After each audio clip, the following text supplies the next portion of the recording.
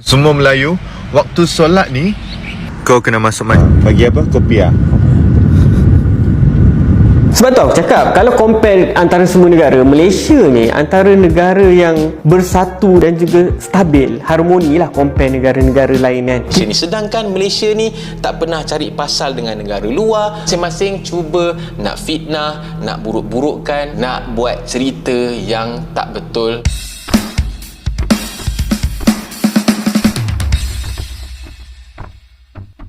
Oh hai, oh halo, hai semuanya. Apa kabar kalian hari ini? Jumpa lagi bersama Sari. Doakan kalian tetap dalam keadaan sehat, tetap semangat, dan yang pastinya selalu berpikiran positif. Malaysia, ada dua kacamata pandangan orang luar terhadap negara ini. Daripada sudut pelancong, ada daripada sudut orang luar menilai Malaysia itu yang sudah menetap di sini cukup lama ya, baik mereka itu bekerja ataupun belajar ataupun ada buka perniagaan di sini lah. Mata pelancong melihat Malaysia ya mungkin hanya beberapa hari saja mereka tinggal di sini kan. Tapi nyala ya, Sari sudah menetap beberapa tahun di sini, sudah tahu juga sedikit sebanyak apa-apa yang terjadi nih, rakyat Malaysia itu macam mana, makanannya, budayanya. Kali ini Sari ada terjumpa beberapa video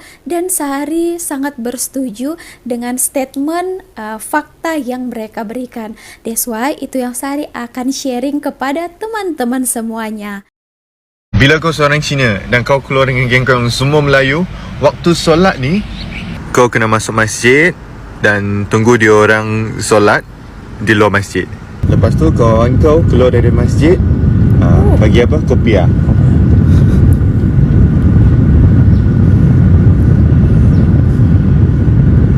Okey pak ni. Okey. Nampak Melayu terus. Oh, terus nampak Melayu. Bila seorang Cina menunggu kawan dia tengah solat. Nah, inilah sebenarnya Malaysia. Menurut pengalaman Sari pun seperti itu juga. Mereka walaupun berbilang bangsa, tapi ya tetap juga harmoni di negara. Tapi itulah ya, ada juga Sari terdengar daripada media sosial. Pelik juga, ada orang-orang lain ataupun daripada negara lain membicarakan Malaysia ya beginilah, begitulah. Mereka ya kemungkinan belum pernah sama sekali datang ke Malaysia ini ataupun menetap lama barulah tahu keadaan sebenarnya. Oke teman-teman, jom kita tonton video selanjutnya. Okey, ada orang tanya aku sebab aku pernah tinggal dekat luar negara kan. So orang tanya aku, bang, seronok tak duduk luar negara kan, compare dengan Malaysia? Sebab dia kata Malaysia ada banyak-banyak masalah apa semualah. Secara jujurnya aku nak cakap, kalau korang nak compare kan, aku rasa Malaysia still the best. Sebab itulah bila orang tanya aku, bang, antara semua negara mana yang paling best, aku still cakap Malaysia is still the best country untuk aku. Kita melihat negara orang ni melalui mata pelancong, bukannya mata rakyat kan. Macam kita pergi Paris kan, France dan sebagainya, tapi kita tak duduk as a rakyat dia. Semuanya orang showkan benda-benda yang cantik, menarik. Sama juga kalau orang datang Malaysia, orang akan tunjukkan benda-benda yang cantik lah sebenarnya kan. Sama juga bila kita travel kan, oh ni best, tu best dan sebagainya. Tapi realitinya berbeza sebab kita melihat dari mata seorang pelancong, bukannya mata seorang penduduk ataupun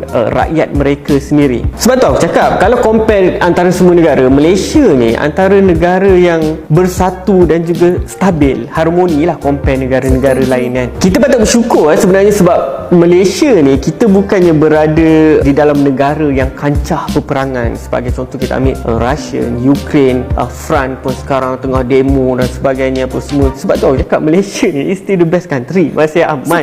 Aku bagi sebagai contoh lah, aku travel dekat Afrika kan dan sebagainya. So kalau compare dengan Malaysia ni, ya Allah, jauh beza. Patut bersyukur. Aku sebelum aku start travel, aku ni seorang anak muda yang semua benda tak puas hati dengan politik, tak puas hati dengan semua benda lah, harga makanan, orang tua, kerajaan, semua benda aku tak puas hati sebenarnya kan. Tapi bila aku keluar, aku lebih terbuka, aku melihat sekali perbezaan. Bila kita keluar as a backpacker, kau akan bandingkan negara kau dengan negara luar kan. Sebab tu aku cakap bila aku balik ni, aku rasa lebih bersyukur kan.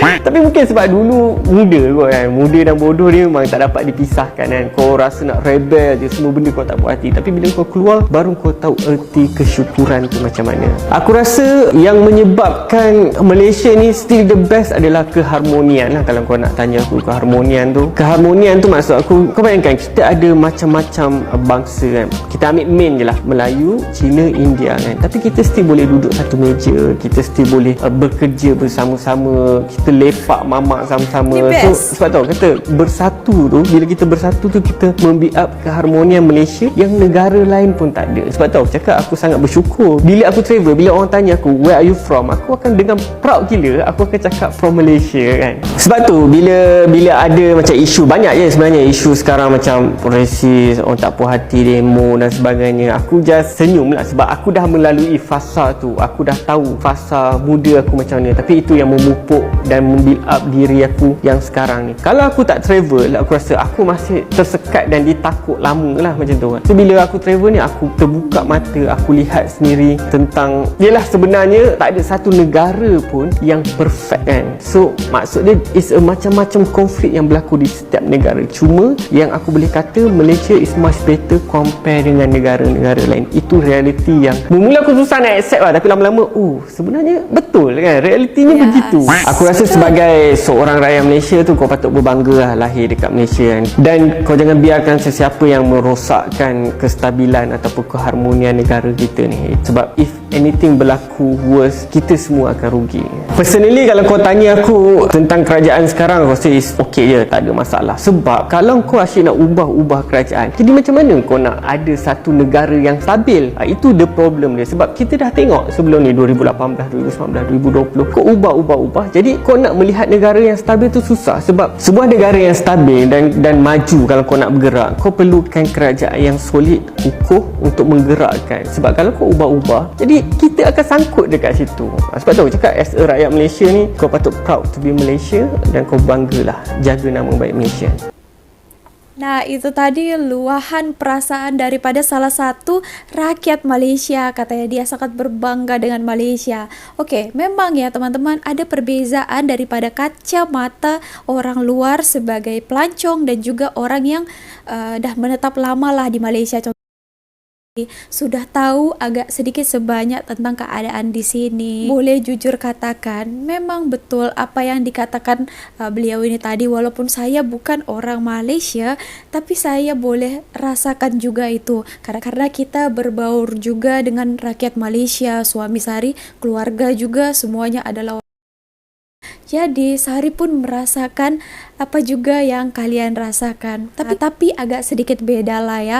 Karena Sari punya negara sendiri dan Sari mau tidak mau Sari agak ada compare juga lah ya teman-teman.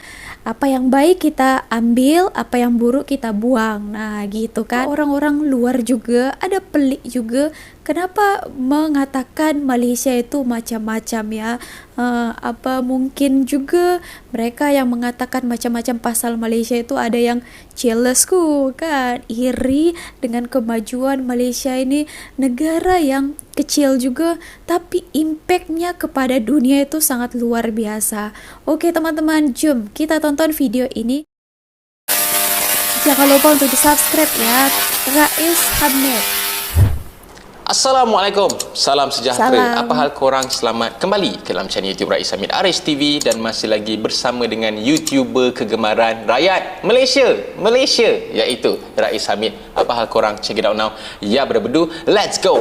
Come on yo. Bismillahirrahmanirrahim. Allahumma salli ala Muhammad wa ala ali Muhammad. Kepada korang yang belum subscribe, tolong tekan butang subscribe color merah itu sekarang. InsyaAllah kita akan Boleh terus memberikan ya. konten-konten yang bermanfaat dan moga-moga boleh dijadikan asbab kebaikan untuk kita semua yang menonton di dunia dan di akhirat nanti. InsyaAllah, jangan lupa tekan butang subscribe sekarang.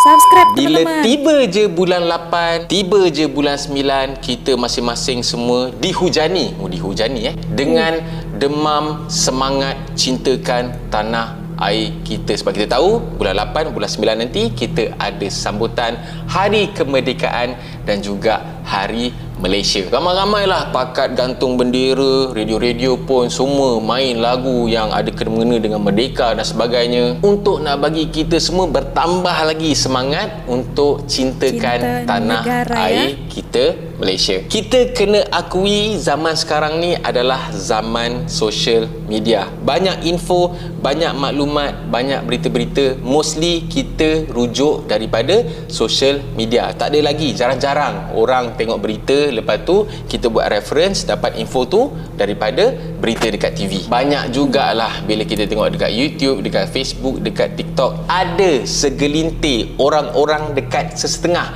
negara-negara yang bukan daripada Malaysia ni, yang kita tengok macam benci sangat je dengan Malaysia ni, macam menyampah sangat je dengan Malaysia ni. Sedangkan Malaysia ni tak pernah cari pasal dengan negara luar, tak pernah ada hubungan yang bermasalah dengan negara luar. Hubungan diplomatik dengan negara-negara ni pun sebenarnya okey je. Tapi tak tahu kenapa banyak je keluar video lah, statement lah, berita-berita hoax lah. Masing-masing cuba nak fitnah, nak buruk-burukkan, nak buat cerita yang tak betul pasal negara Malaysia. Pernah tak korang fikir kenapa diorang macam ni? Apa yang diorang benci sangat dengan Malaysia ni? Berdasarkan pemerhatian aku, berdasarkan observation aku secara peribadi, dalam video ni aku nak bagi tahu korang 5 kemungkinan sebab kenapa Malaysia dibenci oleh segelintir daripada negara luar. Satu je aku nak pesan, jangan koyak, jangan menggelabah. Ini pandangan peribadi aku. Kalau tak kena dengan otak korang, tak kena dengan pendapat korang, korang boleh buat channel YouTube sendiri, buat video sendiri, sampaikan korang punya pendapat pula. Ataupun korang boleh je komen nanti, beritahu apa.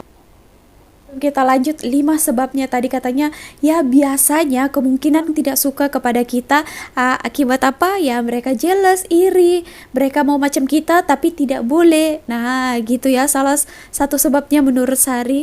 Oke, yang pertama, Malaysia ni negara kecil je tau, negara yang kecil tapi banyak pencapaian-pencapaian yang bertaraf dunia yang Malaysia telah kecapi, yang sedikit sebanyak telah mengharumkan nama Malaysia di mata dunia. Kadang-kadang dekat luar Malaysia ni dorang ada je dengar, contohnya macam pasal menara berkembar tertinggi di dunia. Orang tanya dekat mana? Dekat Malaysia. Orang tanya, where is Malaysia, mate? Bukan sahaja dari segi bangunan, tengok kita punya sukan, atlet-atlet kita ramai yang jadi juara dunia, sama ada disponsor atau tidak disponsor, tapi masih lagi dorang ni bawa nama Malaysia. Kita juga ada sumber ekonomi yang banyak, contohnya macam getah, kelapa sawit, minyak. Negara kecil macam kita ni pun mampu menghasilkan kereta kita sendiri. Sampai Mr. Bean pun guna kereta Malaysia tau. Sebab itulah untuk poin yang pertama ni, aku rasa ramai orang yang tak suka Malaysia. Jealous lah tu. Jealous lah tu, iri ku. Malaysia ni negara yang kecil, tapi dalam Malaysia ni kita ada berbilang kaum, berbilang kepercayaan, berbilang agama. Tapi percaya atau tak percaya, sebenarnya kita boleh hidup dalam keadaan aman, harmoni, wow, yes. Contohnya, kalau dekat negara lain, kita bagi contoh yang paling senang lah, dekat USA sana kan, dorang punya sifat racism ni sangat-sangatlah tinggi sampai sekarang tau. Macam contohnya, kita tengok dekat video yang Logesh apa benda tu, Kumar family tu, yang dia kena diskriminasi dekat dorang punya lapangan terbang, hanya disebabkan Logesh ni tak nampak macam orang US. Dan aku pernah juga terbaca satu artikel lah daripada negara luar, UK tak silap aku. Memang dorang sangat-sangat pelik. Macam mana Malaysia ni ada berbilang bangsa, berbilang kaum, berbilang agama, tapi kita dengan kita semua boleh hidup aman, damai. Kalau gaduh sikit-sikit tu normal lah, tapi secara kesimpulannya kita hidup aman. Itulah kadang-kadang yang dorang ni jealous, dorang tak puas hati tu. Mungkin poin ni macam poin yang tapi percaya atau tak percaya, negara Malaysia ni antara negara yang mempunyai pilihan makanan yang terbaik di dunia. Kalau korang tak percaya, ramai je YouTuber lah, vlogger lah daripada mana, Sweden, US, UK datang Malaysia.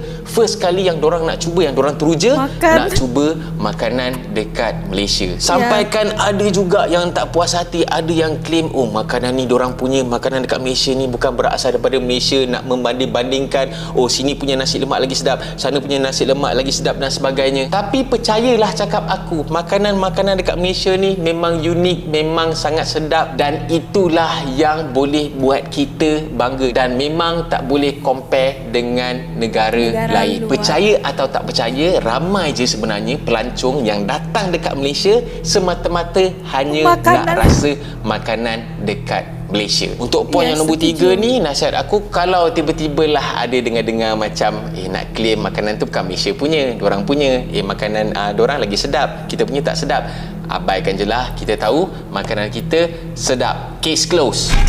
Okey.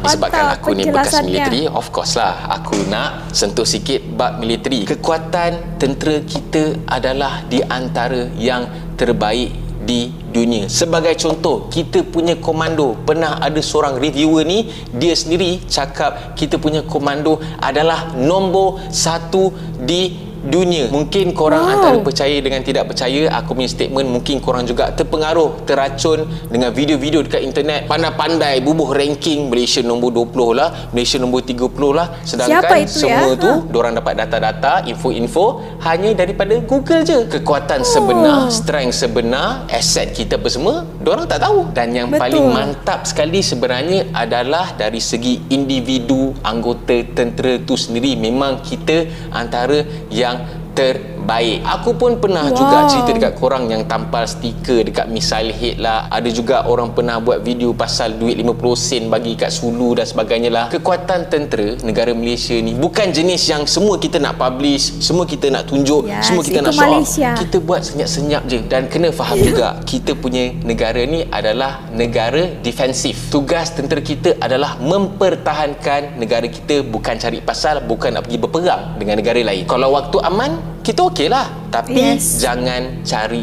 pasal dengan tentera Malaysia. Banyak kali dah kita tengok ada beberapa insiden yang orang cuba cari pasal dengan Malaysia ni.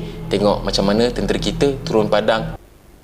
Tadi tentang tentera ya, memang itulah orang Malaysia ya. Mereka tak ada cakap-cakap besar ya, bahwa mereka kekuatan tenteranya besar, alat-alat perangnya ini banyak ya, yang terbaik lah, ada inilah. Set negara itu bukan kita mau menunjuk kepada orang, itu kan hanya untuk keselamatan.